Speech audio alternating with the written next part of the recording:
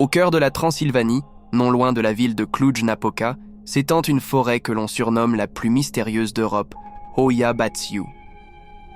À première vue, c'est une forêt comme les autres, avec ses sentiers sinueux et ses collines boisées.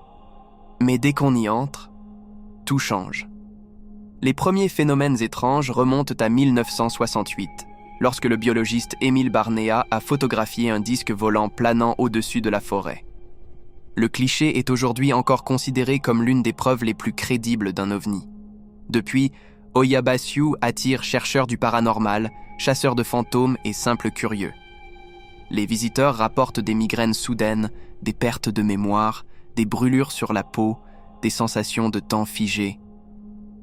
Certains affirment avoir vu des silhouettes lumineuses, entendu des rires d'enfants alors que la forêt était déserte. Mais l'endroit le plus étrange reste la clairière ronde, une zone parfaitement circulaire, visible sur les images satellites, où rien ne pousse. Aucun arbre, aucun buisson. Les scientifiques ont analysé le sol, mais n'ont rien trouvé d'anormal.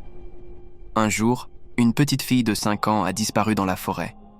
Elle est réapparue 5 ans plus tard, au même endroit, dans les mêmes vêtements, sans avoir vieilli. Elle ne se souvenait de rien. Les médecins étaient sous le choc. Son ADN était identique, mais son âge, non. Les habitants de la région évitent la forêt depuis des siècles. Pour eux, la frontière entre les mondes y est trop fine, et ceux qui vont trop loin ne reviennent pas toujours.